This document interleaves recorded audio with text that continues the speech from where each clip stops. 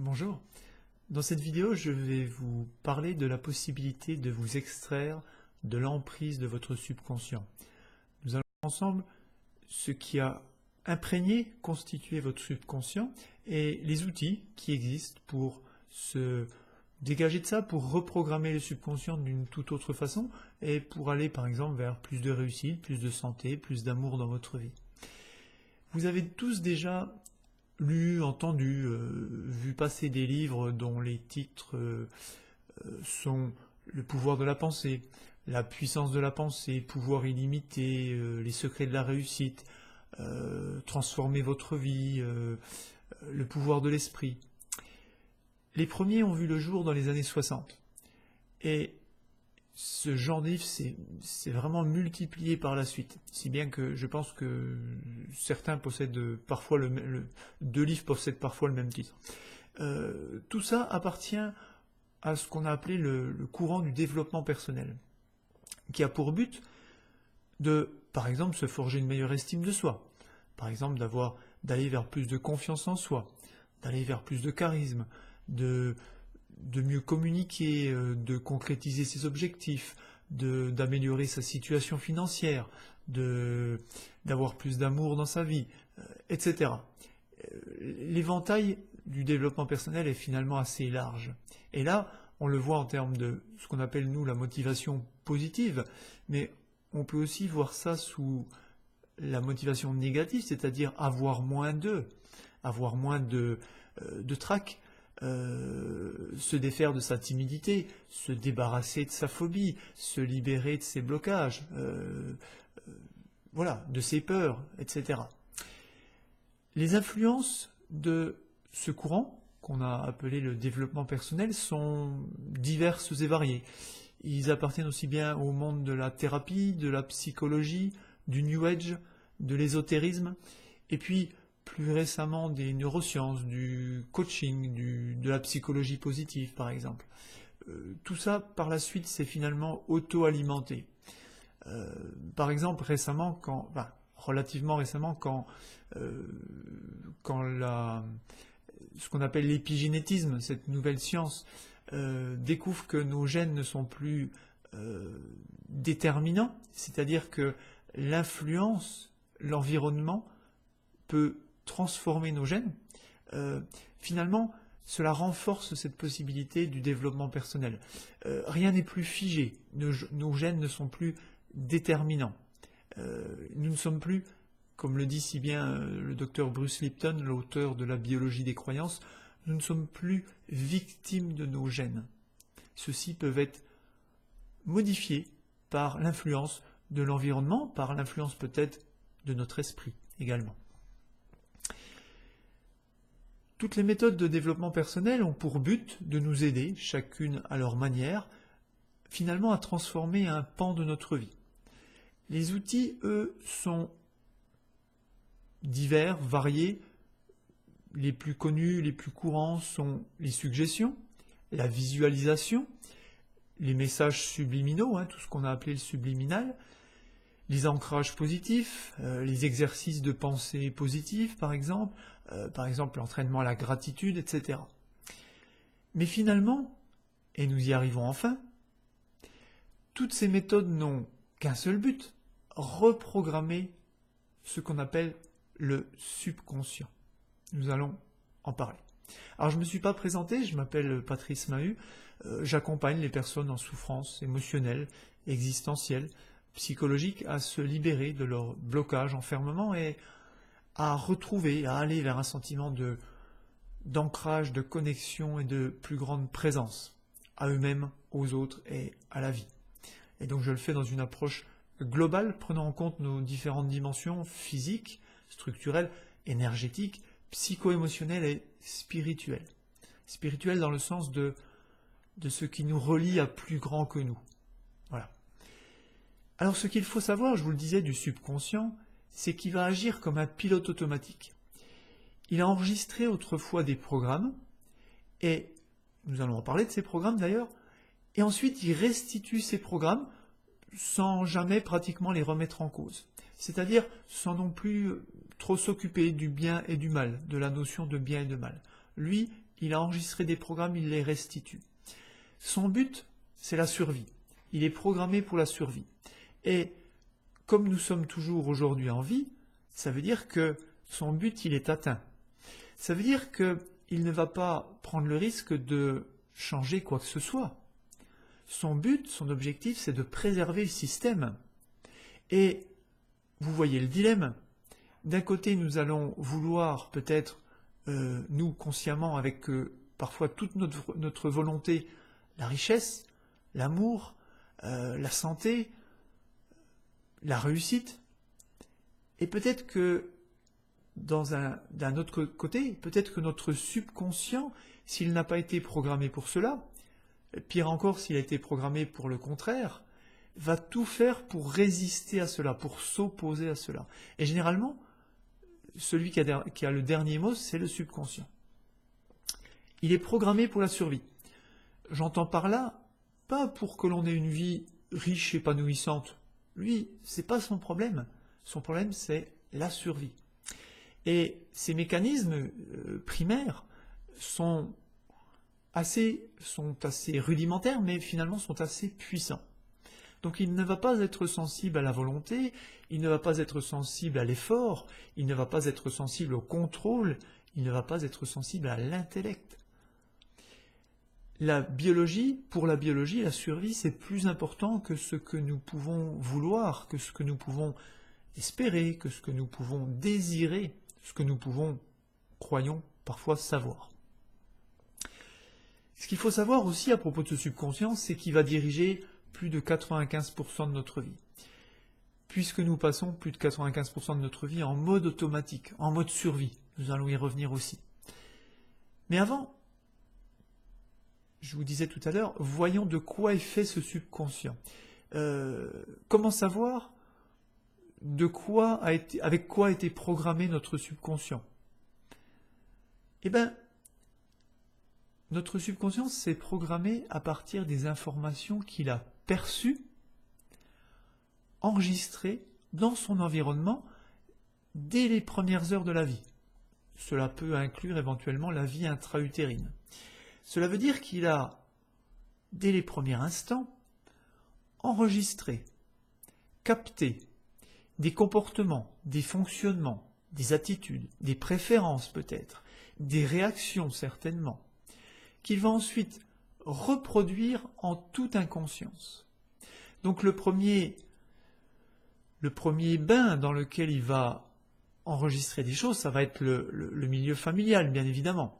Mais ne négligeons pas ensuite l'école, la culture, la société, car tout ce qui va entrer en relation avec nous, avec notre subconscient, va exercer une influence, va provoquer un conditionnement dont il sera bien difficile par la suite de s'extraire.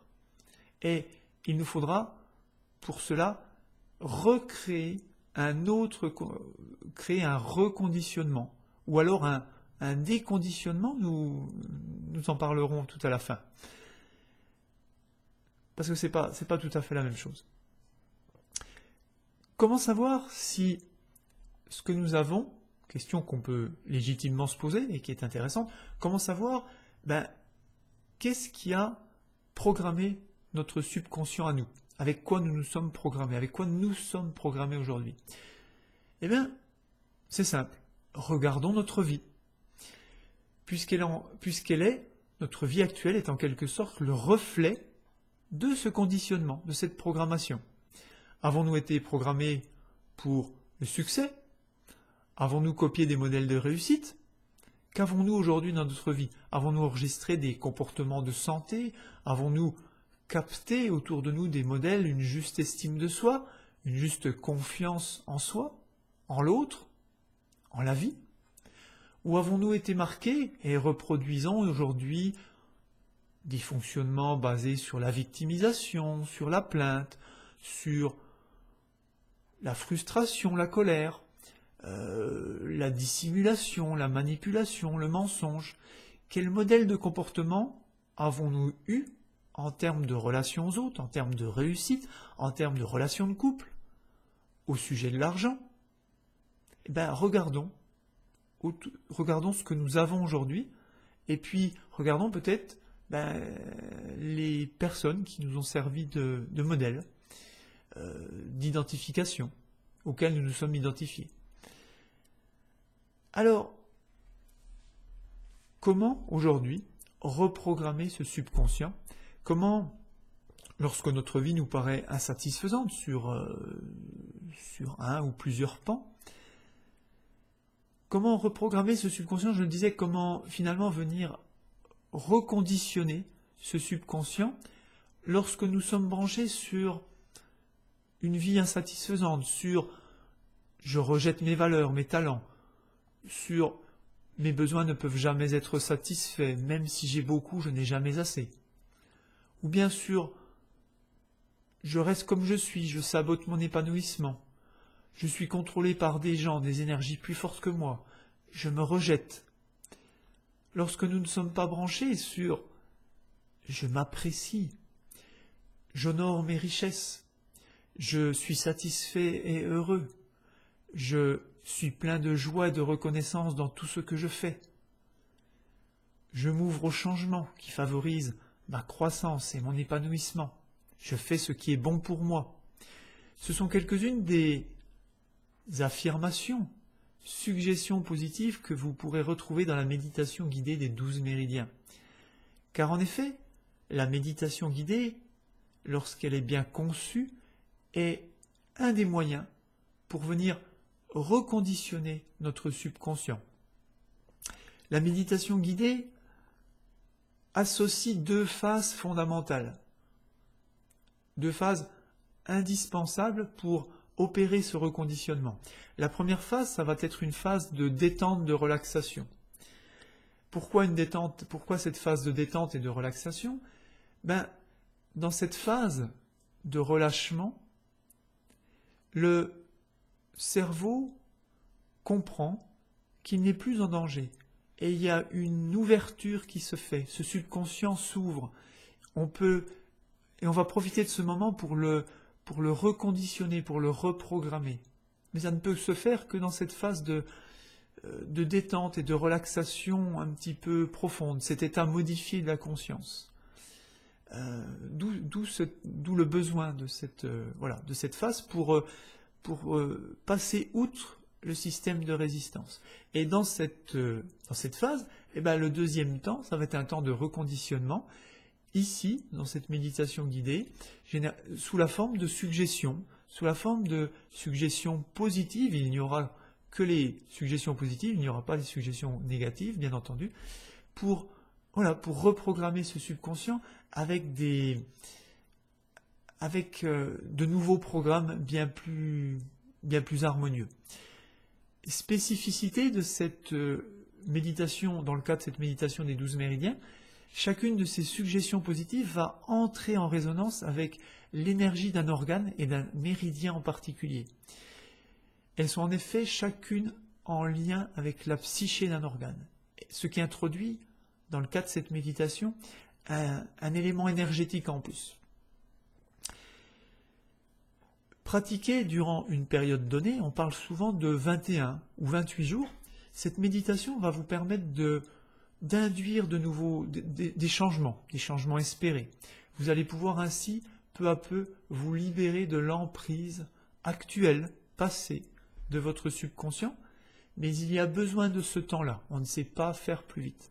Il y a besoin de ce temps-là pour opérer ce reconditionnement, ce reformatage quelque part. Il y a vraiment cette analogie qui peut être faite avec l'informatique. C'est pour ça qu'on utilise finalement des termes informatiques pour décrire le cerveau. Même si le cerveau c'est au-delà de ça. Et justement, nous allons en parler. Parce que je vous ai dit tout à l'heure, il y a la possibilité de ce reconditionnement.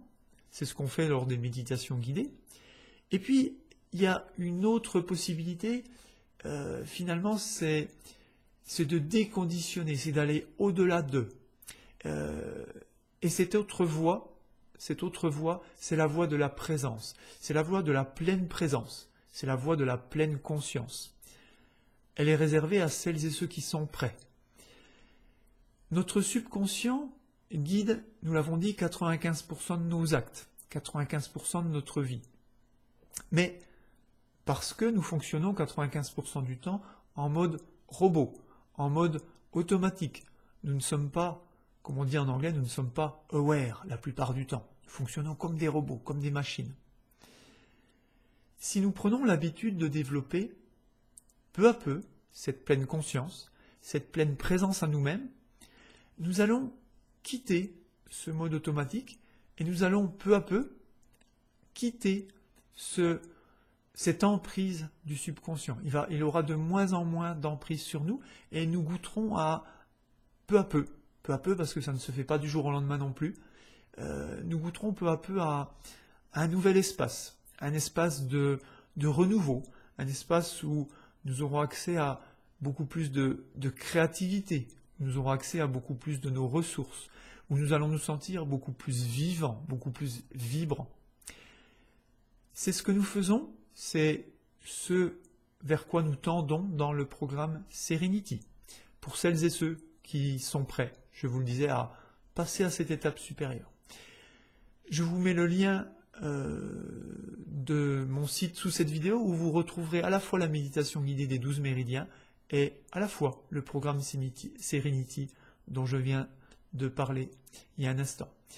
Je vous souhaite de doux et profonds changements.